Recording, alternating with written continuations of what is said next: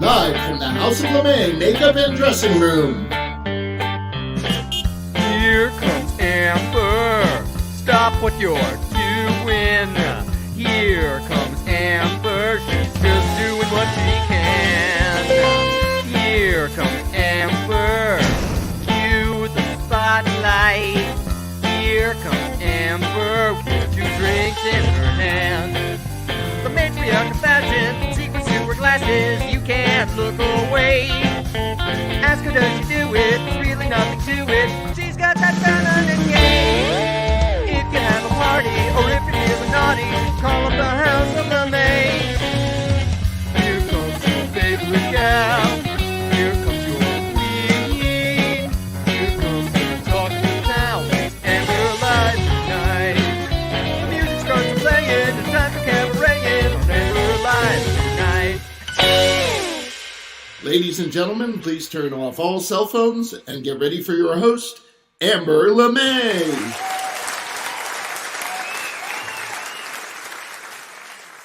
Oh, Josh Hawley was caught dashing down the halls of Congress to escape the insurrection mob that he helped start.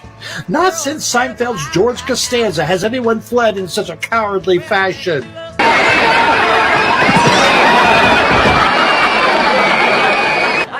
You pushed the women and children out of the way in a mad panic. And when you ran out, you left everyone behind. Seemingly. To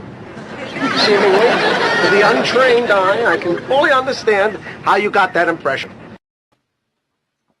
Hello, and welcome to another episode of Amber Live. But first, I want you to like, share, and subscribe. We'll tell you more about why you want to do that later on. But first, what do golf balls and semen have in common?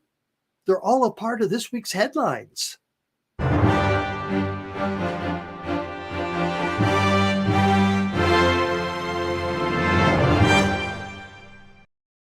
Are drag queens everywhere? Not since 1979, when the Village People released In the Navy, has our country's seamen been as gay as they are this weekend at the Joint Base Langley Eustis in Virginia. This weekend, the Diversity, Equity, and Inclusion Summer Festival was held on that base, and you don't have to ask, because I'm going to tell you, the celebration included a drag show. And the performing drag queen wasn't just some local swabby-loving guy in a dress. It was Happy Daniels, otherwise known as U.S. Navy Yeoman 3rd Class Joshua Kelly.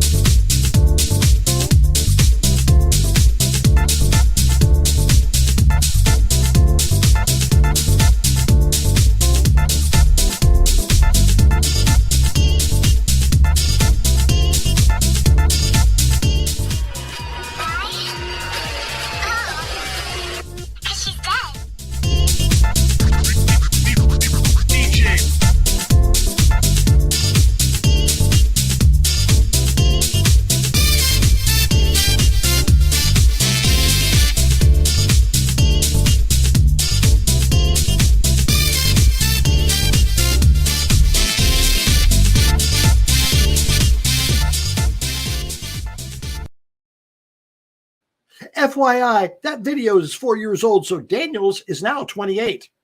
As you saw, the Navy has been condoning drag shows for years as part of their morale, welfare, and recreation activities. It's only in today's political climate that the Republicans are raising a stink about it. Oh, yes, they are. Republicans are feeling safer calling out drag queens as a menace to society with their bills to outlaw Drag Queen Story Hour, calling them groomers, and any other means to squash non-conforming gender, that's a good word, non-conforming gender identities. Harpy Daniels, we salute you. Now, last week, we told you about Donald Trump's first wife, Ivana, being buried at his Bedminster, New Jersey golf course. And believe it or not, that's not the worst thing to happen on those holes this week. This week, the LIV golf tournament was held there, and with all things Trump, there was obvious controversy. First off, the LIV is sponsored by the Saudi Arabian government.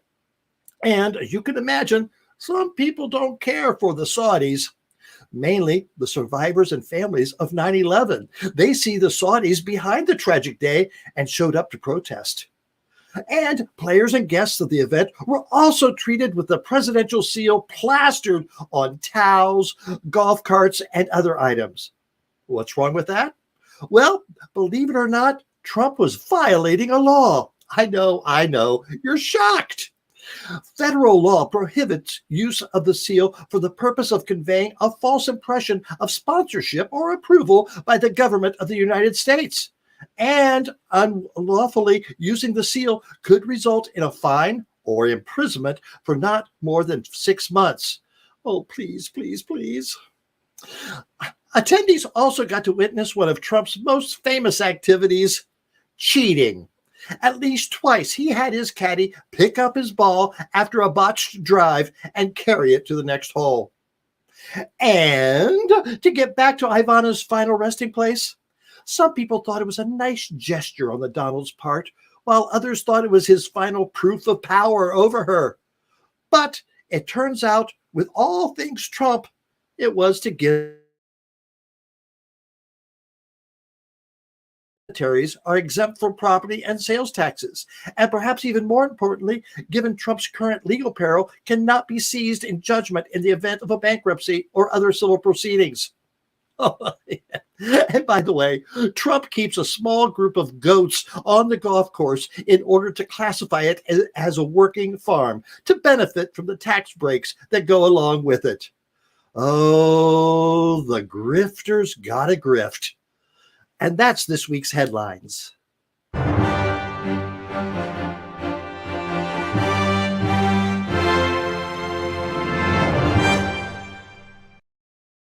Oh, we've got a great show tonight, so let's bring in Russell to talk about it. Russell, come on in. Hey, Amber, how are you tonight? Oh, I'm feeling fine because we got a great show with great people, and I can't. There is a little something I wanted to talk about first, though.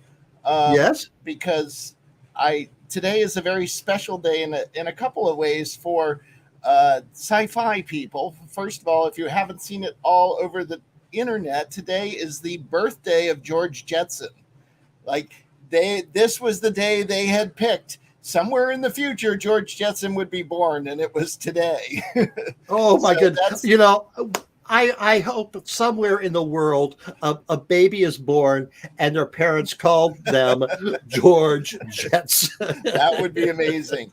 And then on an unfortunate sci-fi note, today Nichelle Nichols passed away at the age of 89. Yeah. And I wanted to give her a little what do I want to say? A little shout out by touching my earpiece like she always did on the show. So we'll miss you, yes. Nichelle. And but back to our show. The best way to watch Amber Live, as always, is on YouTube, and that's youtube.com/Amber Live. That's where we want you to watch because everybody's over there watching. You can use the chat there to talk to each other, and Amber's in full HD. And then I want to remind you, as you saw at the beginning of the show, we have a TikTok, an Instagram, a Facebook, and even our website, amberlive.tv. And there's some exciting things coming up with the website in the next few months. And if you can't watch Amber Live, you can always listen because we put out the Amber Live interviews as separate interviews on podcasts. So anywhere podcasts are shown, you can find Amber Live now. So there's a million places to see Amber or listen to her. Yeah, the opening right there, we showed that one of our TikToks, one of our funny ones that's gotten a lot of hits. So if you thought that was humorous, check us out on TikTok. That's for sure. And Russell, what else would you want to talk about? Amber Chat on Wednesday nights, one of our favorite things to do with our Amber crew. Every Wednesday night we get together and we just talk about whatever our fans want to talk about, and they bring up all kinds of things and Amber answers them, and some of them even come on live and talk to us. Yes, I see some of our regular Amber crew is there in the chats already tonight. I hope Gary Buck is doing all right. He let us know that he was going in for some sort of procedure, and so we want to hope that everything that either was going in or out was successful. So, and then I want to talk about my favorite subject, or I should say a very important subject, and that's our bustiers. And we have some new bustiers this week. We have a brand new super bustier, Janet Feeney, and we have a regular bustier, Patricia Silverberg. And all those people listed there, they help us keep Amber Live going. And you can become a bustier using that Venmo at RJD Pro, or you can go to the amberlive.tv website and find the Support Amber Live button. And if you go there and you donate, any amount is welcome, but if you give $25 or more, I will send you a sticker of our logo. $100 or more, you get a sticker and a magnet. And $200 or more, you get a sticker, a magnet, and a beautiful Amber Live mug. And again, that's at Venmo RJD Pro. And it is really important. That's what helps us keep going, what helps us keep growing. It's what keeps the lights on in Amber's basement week after week after week to bring you all these great guests. Yes, I want to thank, I'm sorry, who's the new booster? I know Janet did a great job. Thank you, Patricia. Patricia was a guest a couple of weeks ago. I love it when past guests decide to keep us going. That's great that they had a good time. And one of our super bustiers there, Craig, cousin Craig. Tomorrow's his birthday, so we want to say happy birthday, buddy. Happy birthday, you mean a lot to us. And have several more. All right, Russell, do we have a caption tonight? We do. If you have a funny comment about this picture that I'm about to put up, please send it in the comments to Jack, label it as a caption. And there's the picture, which was sent in to us, I believe, and it was either Gary or Leah who sent it in, and I can't remember which one of you sent it in. But thank you for sending it in. Let us know, and we'll correct that later on. But if you've got a funny comment about that, send it in to Jack, and later in the show, we'll bring them up and talk about them. Yes. I also want to mention that Amber had an interview today.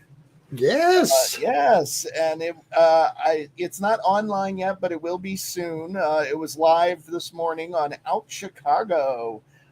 She had about a 15-20 minute interview, and it was a great one. So you'll have to check it out. We'll put the link up once we find it online. Yes, we want to thank our friends in Chicago for making that happen. Now, about tonight's guest, we were so excited because last week we mentioned that drag queen Barbara Seville called out one of the leading candidates for governor in Arizona for talking bad about drag queens, where that candidate had actually not only been to drag shows, but had Barbara at her house to celebrate a birthday. And we were so excited. We had Barbara lined up for tonight. And then she couldn't make it. She's the primary is next week in Arizona, and with all the national publicity she's gotten, we kind of got moved down the list. So we understand, Barbara, but we would like to talk to you sometime soon. So those tuning in to see Barbara tonight, thank you. And we will have her on eventually. But stick around because this is going to be a great show. Tell us about the guests we do have tonight, Russell. We took a step up to an award winner tonight instead. We have our friend Eva Sollberger from Stuck in Vermont, who is here to tell us all about what she's been doing since she was last on the show, which was quite a while ago. And she's got some exciting news and a great video to show us. So that's going to be a lot of fun. And then we have a comedian, Michael Furr, here to tell us about what he's been doing. And he's very funny. And we've got a couple clips of him performing. And I'm sure he's going to make us laugh throughout the interview, too. No pressure, Michael.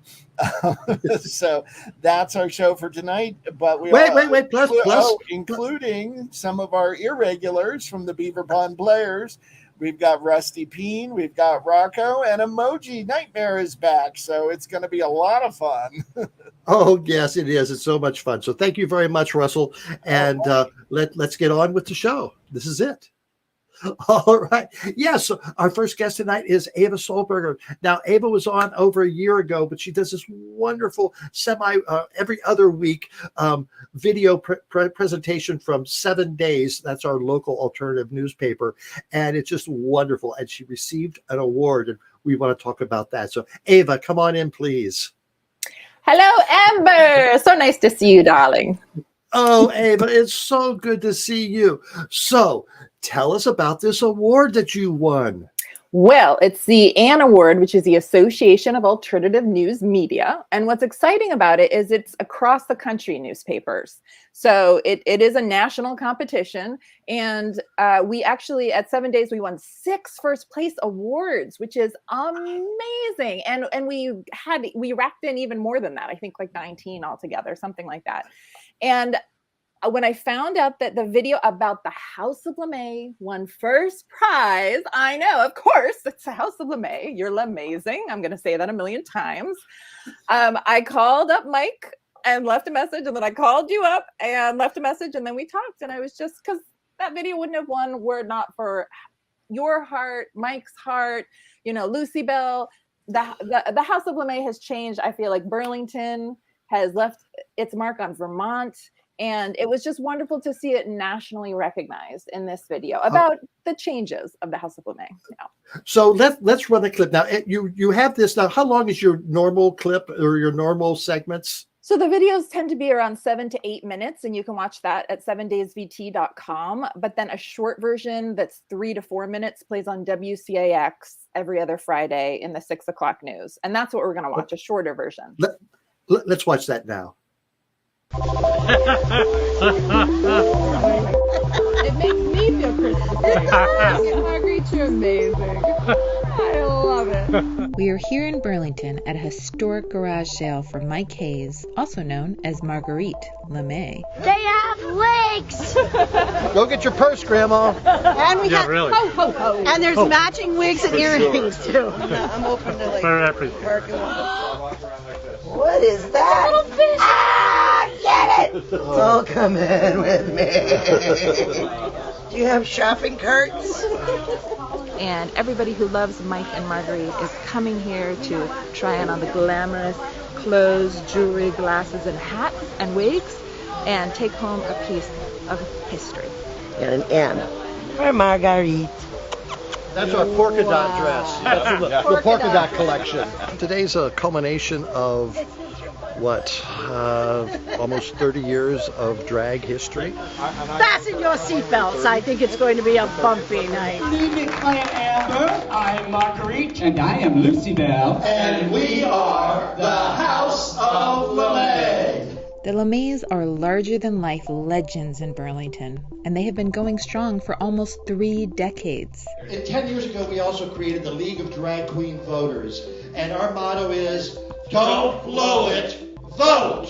What I'm most proud of is over the 26-7 years, the hundreds of thousands of dollars we've raised for organizations, as well as awareness for other charitable causes. We don't have money to give of ourselves, so we give our time. And beauty.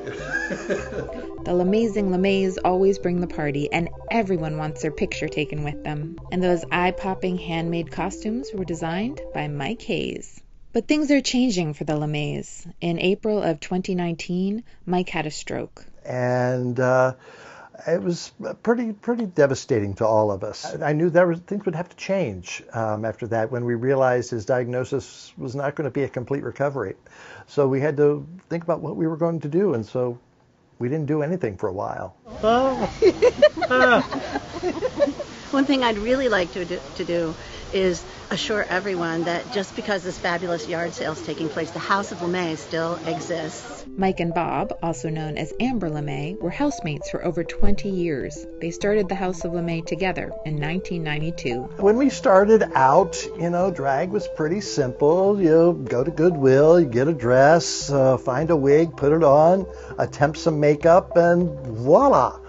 But it's gotten a lot different these days. With the advent of, I think, RuPaul, the emphasis is more on glamour or female illusion. We love you, Beaver Pond. Our drag is more character-driven. We're from the Hot Damn Trailer Park in Beaver Pond. So we have stories to tell. Oh my God, we've come a long way, baby. It turns out I love that Mike was about my size, so I can wear his clothes. I would like to walk a mile in Mike's shoes, because he's had a very amazing life. I love Marguerite, so anything to help and also to have a little piece of drag history is awesome. Oh, the LeMays. The LeMays are amazing. The cheerleaders and the marshals of the parade, and not just at the actual parade. There's a parade every day for them. And just help this place be the special place that it is. I got a lot of stuff. Yeah, we're going to continue. We still produce the Winters of Drag Ball, and we've done some other things with Amber Live, and so that's what we're going to do for now. We love you, Mike. We love you, Marguerite. Thank you for all the laughs and entertainment over the years, and we will get stuck in Vermont with you again real soon. Oh, Ava, I've seen that I don't know how many times, and it still brings out the tears. And I loved it that the judges' comments about this mentioned how this could have been on CBS This Morning. This, just this captured the heart and soul of a community.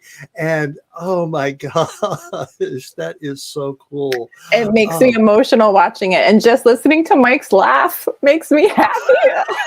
I just like listening to that laugh. Mike, you see him around town. He still comes back with the witty quips, and but there are some deficits there, and we're working with those, and we hope to have him a part of us sometime soon. So, Ava, you mentioned how 7 Days received all these recognitions. 2 weeks ago, we talked to Tracy Baim, who's the publisher of the Chicago Reader, and she mentioned 7 Days. She said, I know 7 Days. I know those people. I know what a valuable asset they are to the community, because a lot of towns and cities don't have those weeklies anymore. But somehow 7 Days has, not somehow, but they have been able to succeed and thrive in an age where journalism is fading. So, and you're a big part of it, because you just help broaden the appeal of the brand of 7 Days. Thank you so much. And I totally agree. I'm 7 Days. I have nothing but admiration for everything they do. And, I have so little to do with the print publication. Uh-oh, you've frozen. It's just me now. Are you coming back? You're back. I'm back. At the Ann conference, they were calling 7 Days a unicorn. And it is. It's unusual in today's media landscape. It's heartbreaking, but we are losing so many local media entities, and we're getting just a more generic, national stuff that is not specific to our community. And I agree. I mean, I can't imagine this town without 7 Days or the House of LeMay. It's Burlington.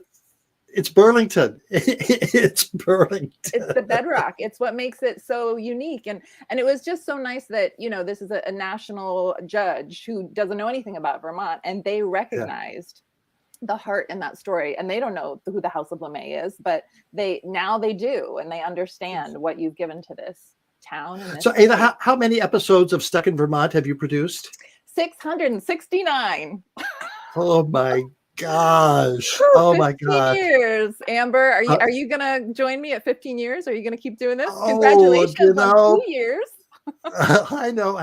And of those 669, I think I or my drag king character Bob have been in probably 20 or more of them. I'd say probably half of the episodes you've made an appearance, because at every event, there you are. And I love it. You always give good sound bites, and you always bring the fun and the sass and the outfits and the color and the pizzazz.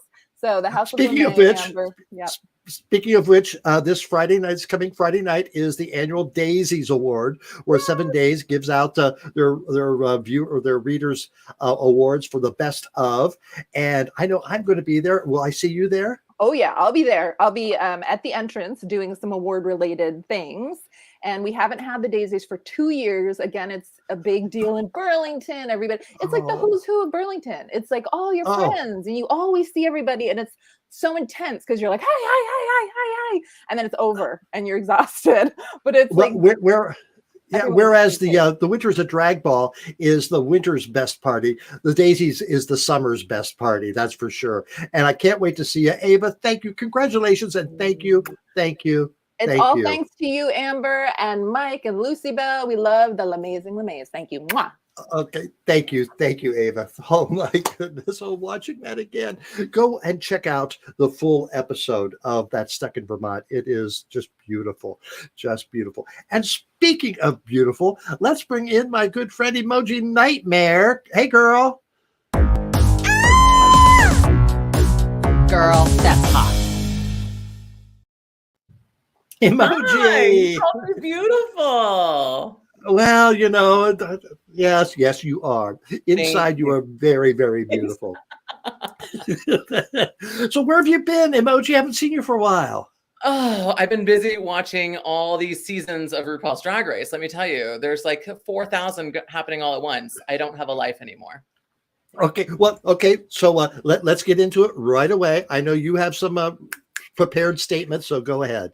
I do. Okay, so All-Star 7 kicked off a couple months ago, and it took 8 previous winners from the franchise and put them together to compete.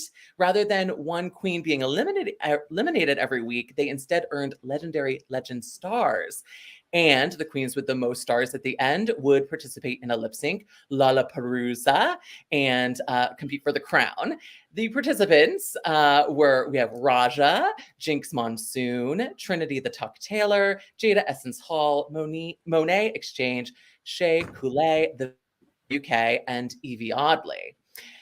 The twist of the season was that each week the top 2 performers would receive a star and compete against one another on a lip sync for a cash tip, and then the right to block a fellow competitor with a platinum plunger. It was this bedazzled plunger, and she would bestow it to the queen that she blocked.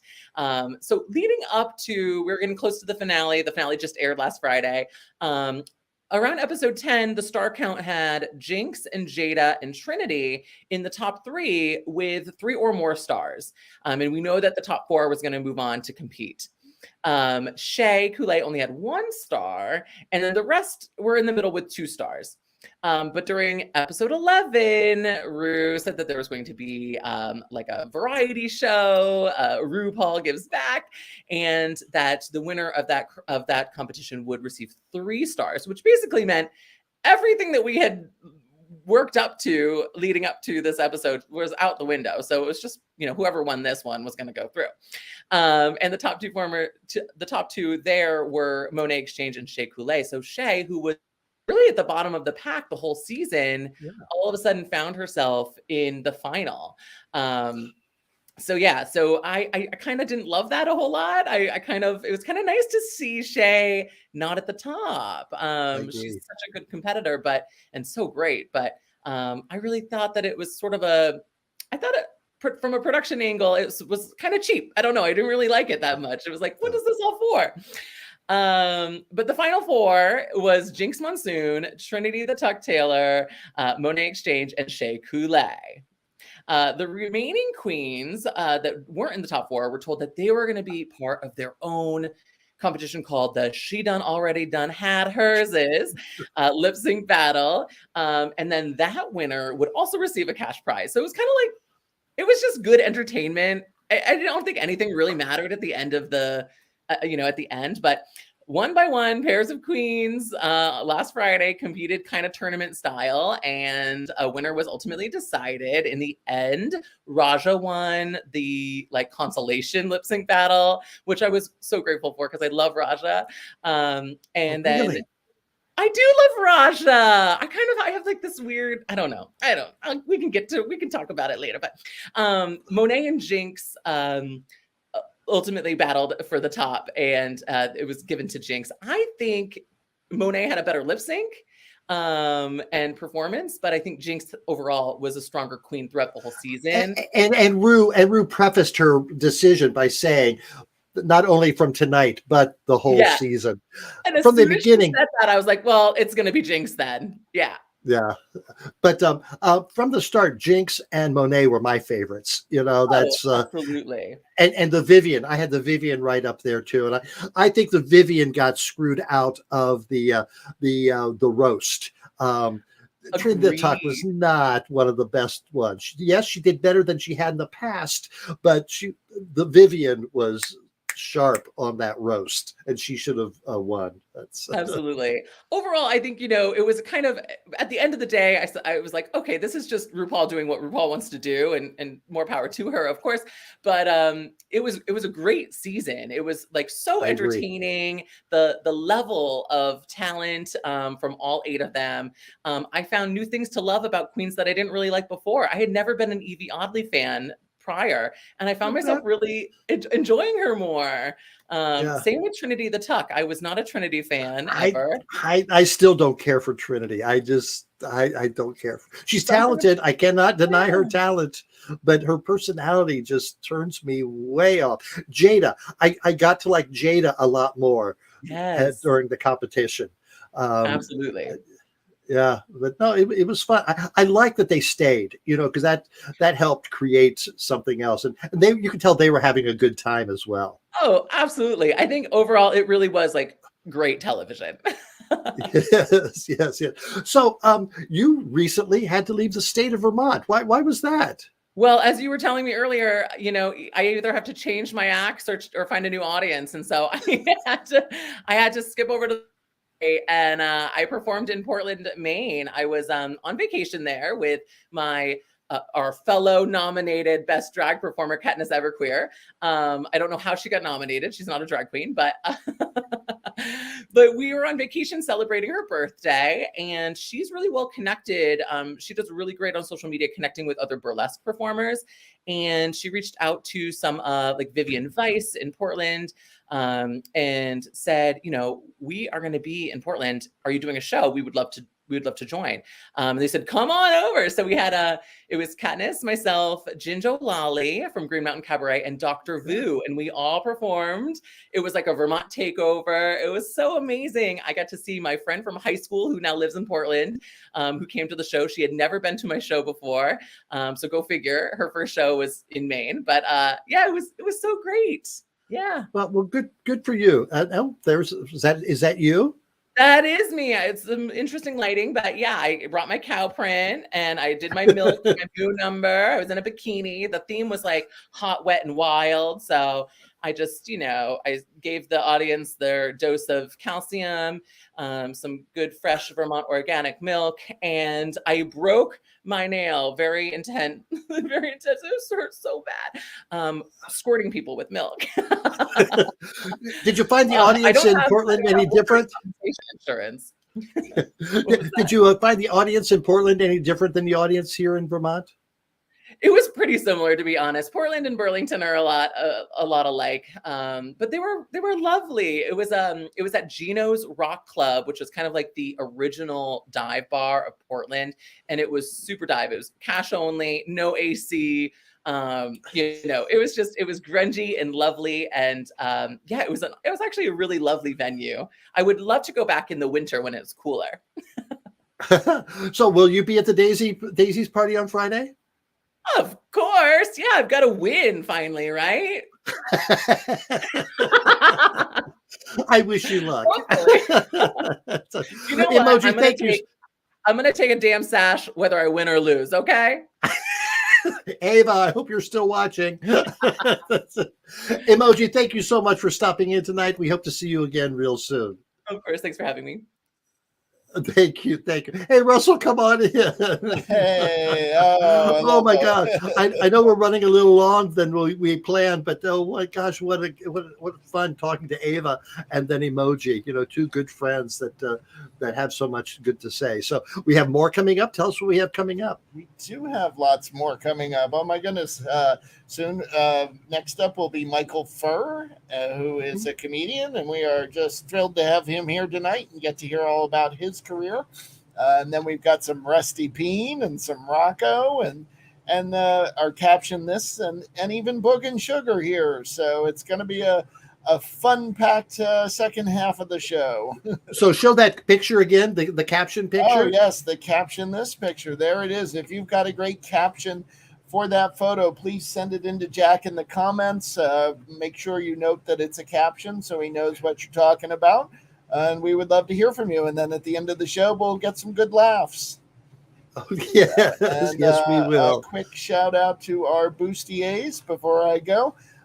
You are the people who help keep us running, and we have some software expenses coming up in the near future, some things we're working on that are going to cost money, and anything you can give would be a great help. You can use the Venmo at RJD Pro or amberlive.tv. If you go there, you can find the support Amber Live button and use a credit card. So thank you all to our bustiers. Thank you. All right. Have a great show, rest of the show. All right. Thank you, Russell. Thank you. All right. So, we get a lot of our guests from some digging, but also people call us up or send us emails saying, hey, I've got a friend who would be great on your show. And that's what happens with our next guest. Our good friend Ricky Savard says, I've got a funny guy you need to talk to. And that funny guy is Michael Furr. Let's watch some of Michael's stuff.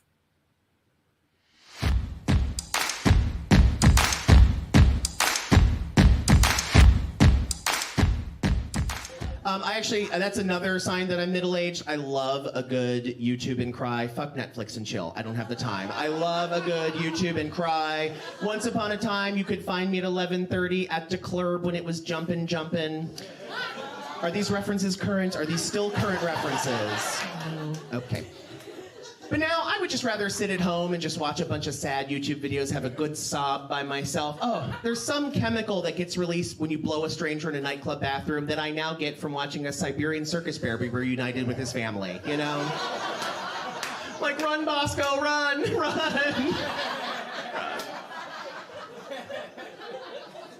But if you ever need a good cry, those are good ones. The compilation videos of people being reunited with their pets as they come home from war, great. And then they work one when there's a kid. I'm like, get that fucking kid out of here. Bring on the dogs, right? I don't care about that kid. But then you get to one that's like a cat, and I'm like, oh, we repealed Don't Ask, Don't Tell. Oh, that's so cute. Mittens missed you, soldier. Mittens missed you. But my favorite videos to cry to on YouTube are the Enchroma videos. Do you guys know about this? Yes. Enchroma is a company that makes glasses for people who are born colorblind. And they put them on and they can see color for the first time. And they're always like, oh my God, flowers are that. Whatever. It's like, someone can help you pick a sweater. Calm down. It's not that big a deal. You're just colorblind. But my favorite one is this guy, and he puts them on. And for the first time ever, he sees that all 3 of his children are ginger, and he sheds like a single tear. It's like, what a beautiful way to learn your wife is cheating on you.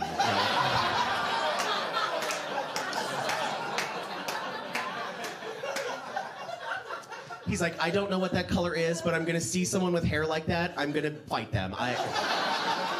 Please bear with me, I am just learning my colors right now.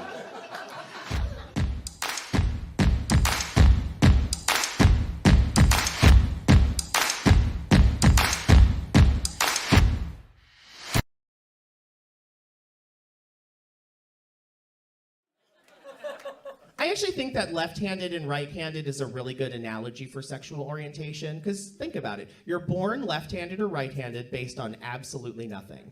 You're not left-handed because you had 2 left-handed parents. You're not left-handed because you were exposed to a lot of left-handed culture at a formative age. You're not left-handed because your one cool hippie liberal aunt took you to a left-handed pride parade. And you looked up and you thought, wow, these southpaws sure know how to get down. They're so colorful and fit. I want to be a lefty one day. And if you are left-handed, there's nothing you can do about it. You can't change it, even if you never act on it. Even if you spend your whole life only writing your name with your right hand, like, I'm a right-handed person, that's right, yeah, just the way God made me. You know what I love? Being right-handed. You're gonna know deep down inside yourself that you are living a lie. And also, everyone can tell. The second you leave the room, everyone's like, so Steve's left-handed, am I right? Yeah. He totally seems left-handed. Not that there's anything wrong with that. Why wouldn't he tell us? Do we seem like we don't like left-handed people? I have a left-handed cousin, I love him. Do you think it's one of those things where even he doesn't know he's left-handed? That happens, right? He is very religious. I hear that happens. He's got to be left-handed. Look what he's wearing.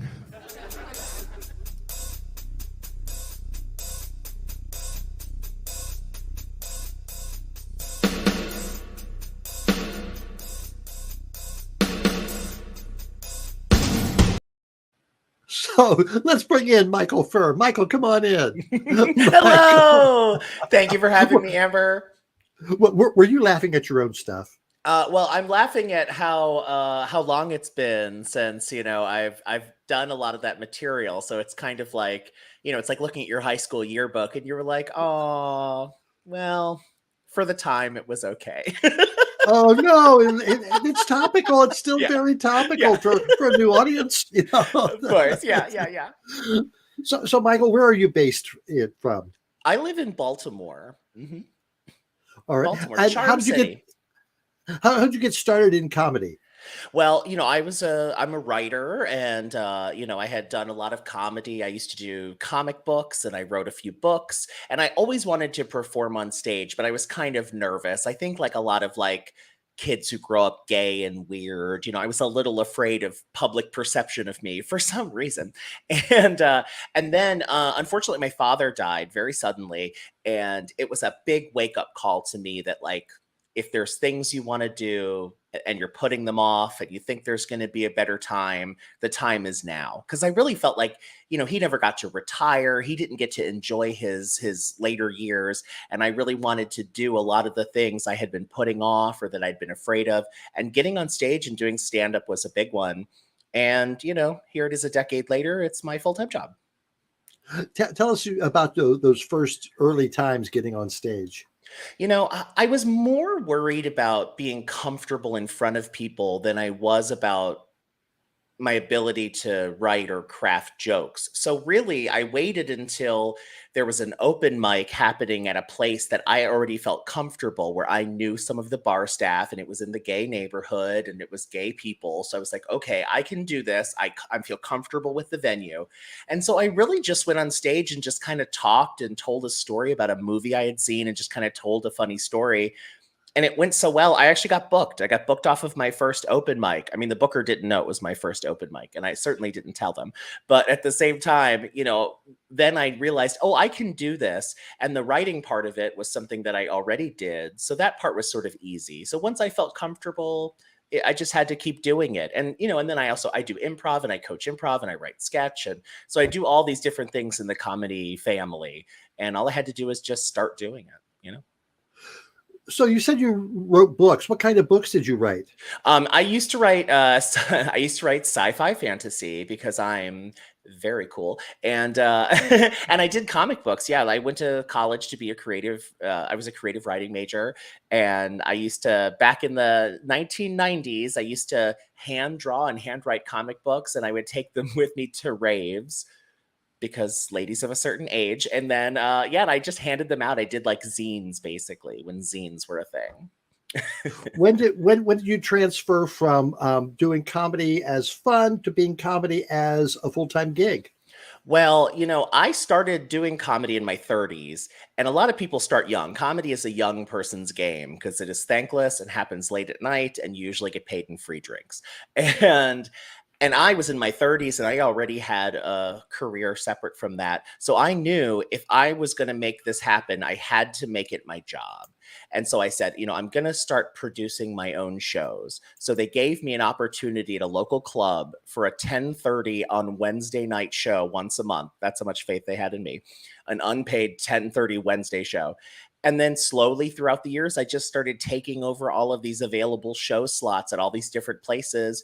And now I produce 6 shows a week at a local comedy club. And, I'm sort of host in residence at several of the clubs here in the city. And, I just made it work. I was very focused on making it my job, because I was like, I am not a spring chicken. I cannot be doing 60 hours a week and then also a fun nighttime hobby. I was like, no, it has to be one thing. So is comedy a big scene in Baltimore? Yeah, Baltimore's a very artistic city. It's a very DIY city. We love to make it happen on our own. So excuse me, I'm listening to you, but I'm having some technical difficulties. But I'm listening. But keep going. No problem. Keep talking. Try to stop me.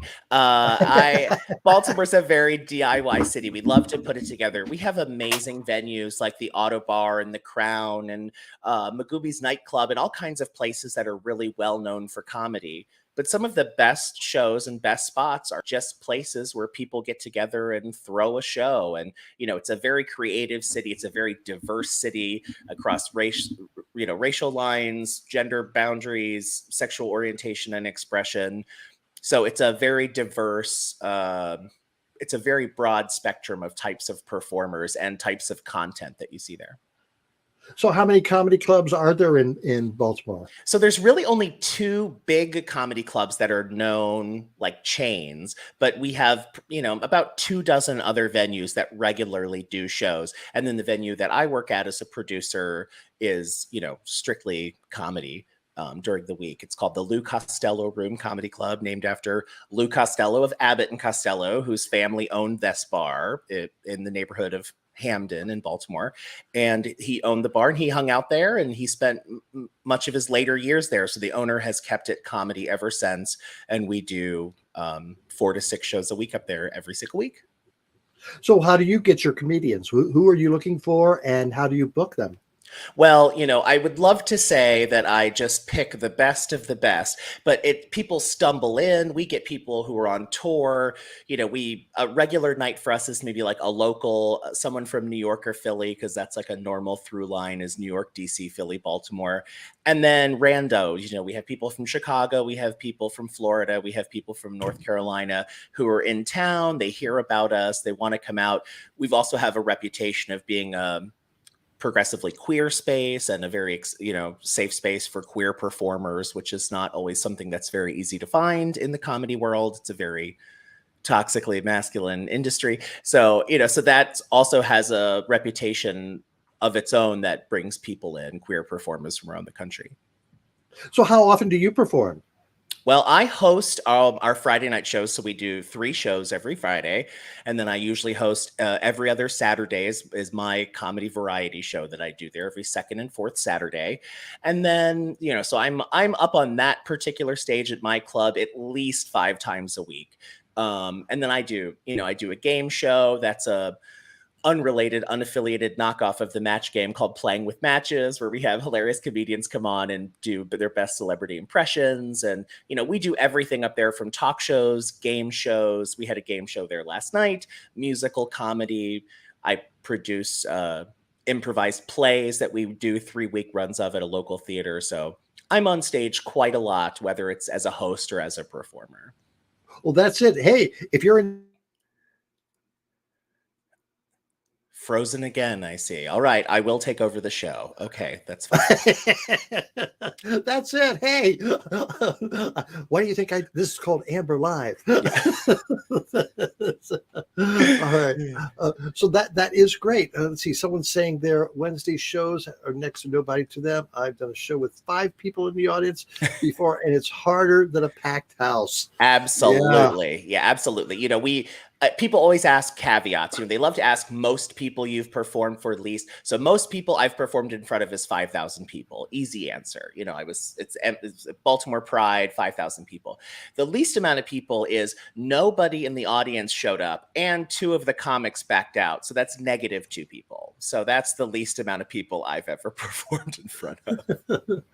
Do you go on the road? Do you perform other places other than your place? Absolutely. Yeah. I'm always traveling around. I do New York a lot. I was in DC today. I did a show at the Comedy Loft in DC, a brunch show. So that's always fun.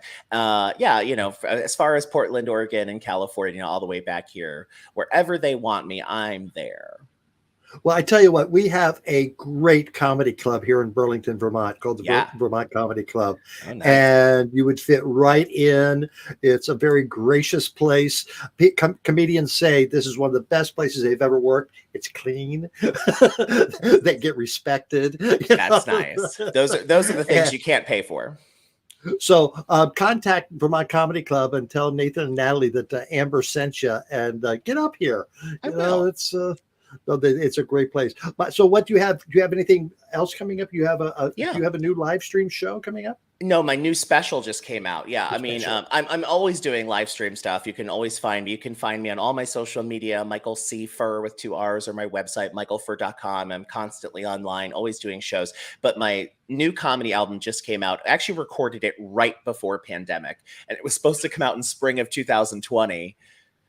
And then for some reason it didn't. Can't remember why. And then so I just released it. I recorded it on my 40th birthday, and it's called I Didn't Die, and it's just a celebration of life and about the story of being a gay man who's turning 40 and its challenges that it possesses. So it's just come out. It's called I Didn't Die. It's streaming everywhere you can listen to or watch hilarious comedy, Spotify, iTunes, wherever you want. And it'll be hitting Amazon Prime Video very soon. And of course, you can always watch my first special that we saw a clip from earlier, Straight Acting, which is, came out in 2018. It's been viewed around the world, and it's available everywhere you can watch or listen to funny comedy albums. Well, Michael, thank you so much. And again, get contact with the Vermont Comedy Club. I and will. I hope to see you in town soon. All right. Sounds nice. Thank you so much, Michael. Have a good evening. Yes. Oh, wow. Funny stuff. Yes. And you know who else is funny? Well, I don't know if he's supposed to be funny, but I laugh at him, and that's Rusty Peen. Thinkin and Drinkin with Rusty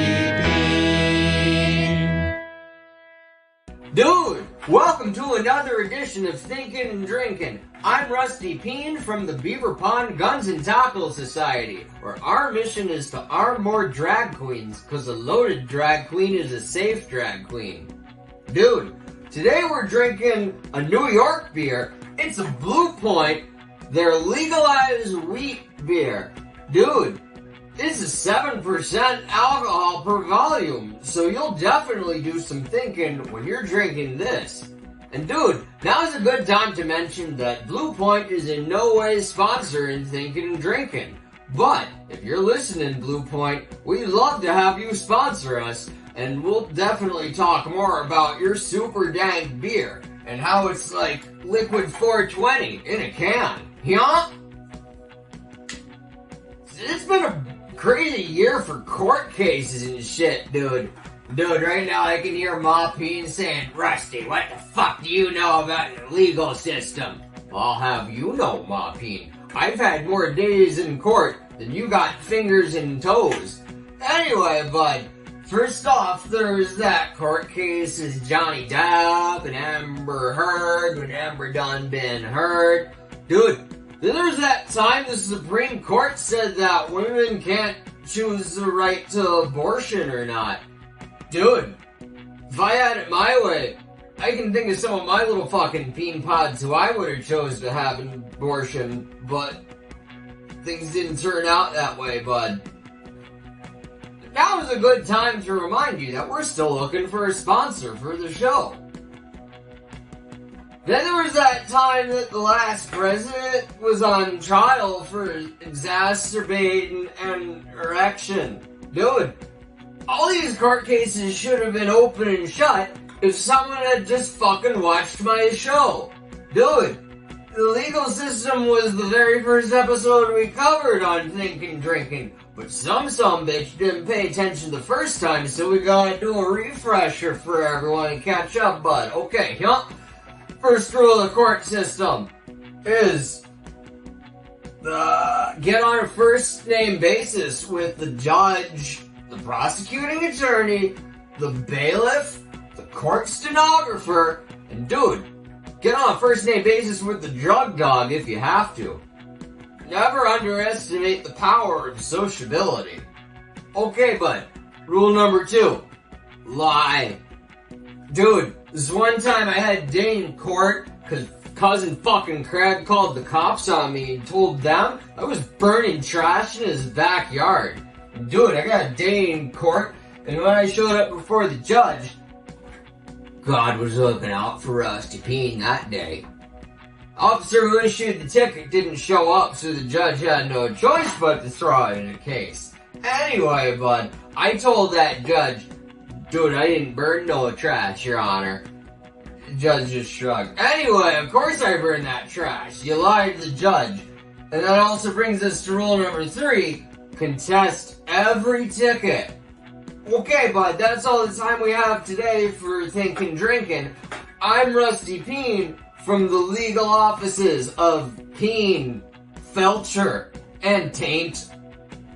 Make sure that you like, share, subscribe, and sponsor our show. Y'all? Thinkin' and Drinkin' with Rusty Peen.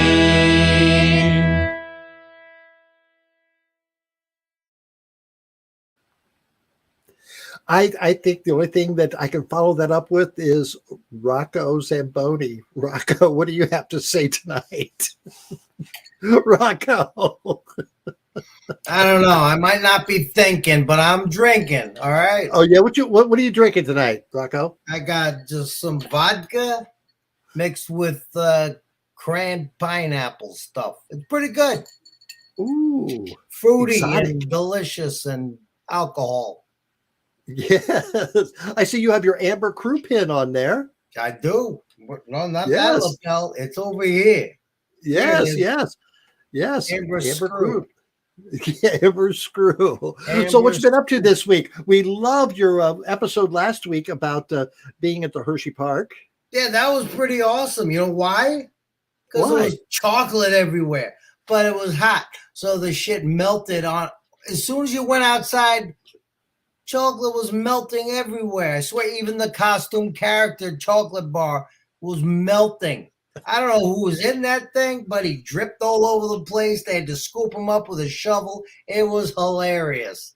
And all the kids went over and started eating them. He was like, hey, I'm a costume character. Like, yeah, shut up. I'm getting it. You got to eat me. So anything special you want to talk about tonight, Rocco? Well, all right, here's the deal. I don't know about some of you people out there may know, you may not know that I've been a little displaced lately. And that's an issue. It sucks. You know, I've been going to hotels. I've been staying at hotels and I'm like, hey, these are cool. I like it. I stayed at a casino hotel, did some gambling, won some money because that's what I do. I looked for some ladies that were hanging out at the bar, and guess what? They were older than you. So that didn't happen. Well, you know, I got my limits. I think it was Ben Franklin who said he loved making, giving older women attention because they're so appreciative. Well, it's true. You know, I shouldn't be one to turn down anybody because let's face it, anybody's better than your hand. You know? What are you going to say? No, I choose my hand over you? Come on. What the hell is that? So you're right. I got to go back there and maybe, you know, pay a little more attention to the ladies of the That's elderly type. But they got to be in bed by 8 o'clock. But that's all right. I don't mind getting them in bed by 8, and then I go back at 8:15. I'd pick up a few more. Exactly. So I'll do some gambling. But in the meantime, I just want to point out, I'm looking for a place here on Long Island. Rent is freaking ridiculous. All right? I'm looking at renting either a house or an apartment. You're talking at least $3,000 a month. That's ridiculous. I'm like, maybe I should just buy a place. Okay, I can get a place for $350,000 in a shit neighborhood. Now, maybe being I'm Rocco, I can go out to the Hamptons. I can find myself a place to go there. I may do that. I may not do that because I've been to the Hamptons before. And some of those places like, hey, Rocco, you got to calm down, all right? You're going to come back here.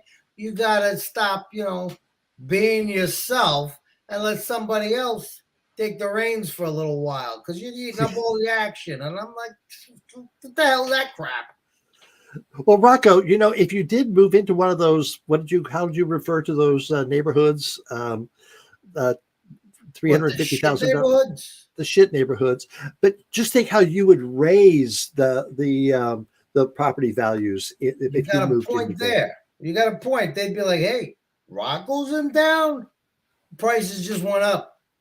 Zillow is going to be like, hey, I give you a zestimate of 900,000. And I'm going to be like, of course you do.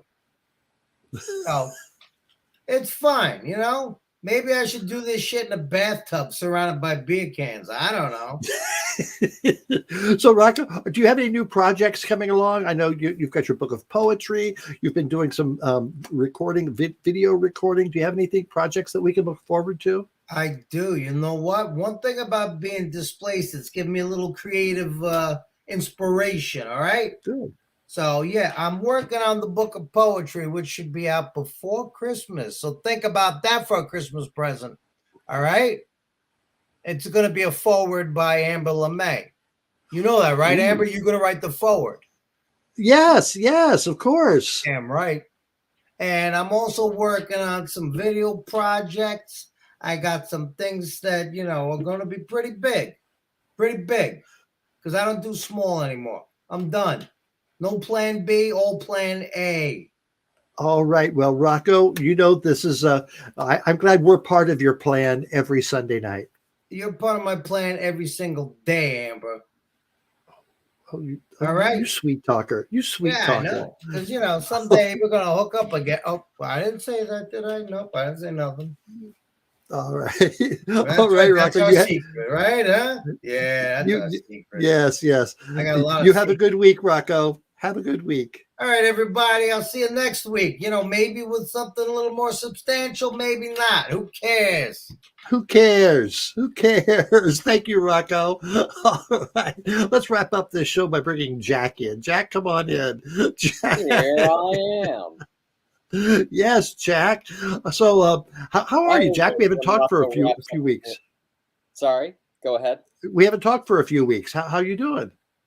Fine. I mean, I could keep not talking to you for a few more weeks, but then. No, I miss you. I've been fine. Yeah, I miss you too. It's good. It's nice to have a week or two off. We're at our best when we're rested. Oh, I know. It's hard to believe we've done like 116 shows, 117 shows in 2.5 years. We took very few weeks off. It's. But we love doing it. And part of what we love doing is the caption. So Russell, show the caption picture. And Jack, what do we have? We had some good ones. I'm just scrolling back in time to find the greatest hits. Yeah, StreamYard has to develop a way that we can save those captions somehow. Yeah, it'd be nice to just have like little bookmarks that stick out. Mm-hmm. Here's one from Judy who says, I'm working on my parallel barking. Thanks, Mom. Judy. That's my mom. And we have Crazy Kid 949 who says blondes can't bark a car. Bark a car. Oh. Cousin Craig is watching and he said, do you think it's the starter? Maybe the battery's dead. Oh. That's old man humor. Oh yeah, the grandpappy jokes. Johnny says, they are so rude. I hate shopping with all those cats. Cats. And I've got a couple more for you. A Crazy Kid is on a roll tonight and says, now that I've chased it and caught it, what next? Crazy Kid had some funny comments tonight. I was looking over there. One more we have. Which button is it for the sun woof? Oh.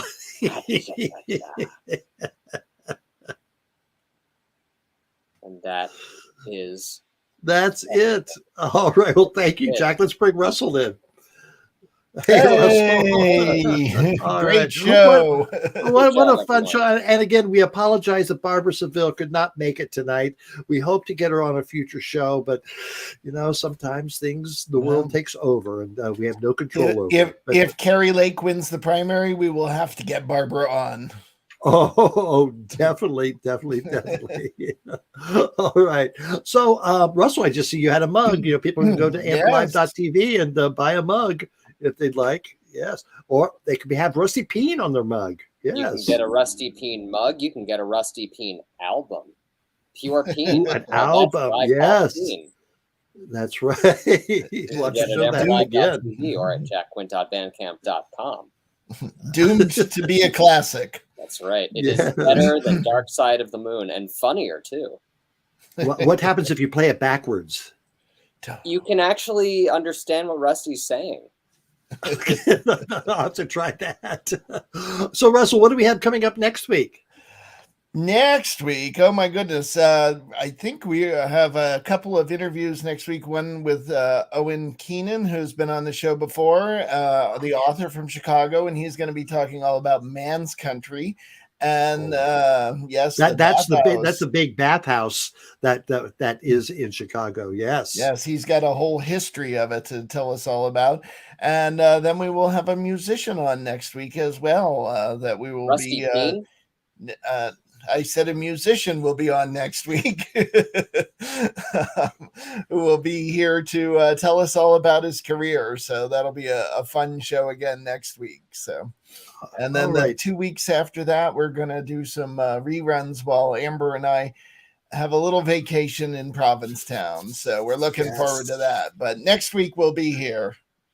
Yes. All right. Well, thank you very much, right. Russell and Jack. Have a good week.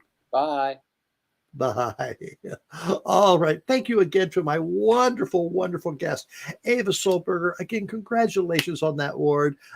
And thank you so much for spreading the amazing word of what we do. And Michael Furr, funny guy. And thank you, Ricky, for recommending we talk to Michael. If you've got a couple ideas of who we should interview, send them to us at Amber LeMay Live down there at gmail.com. Because, hey, we love to talk. All right, and we'll be talking next week. We'll be here. Hope you will be too. Hey, Book and Shug, bring it on.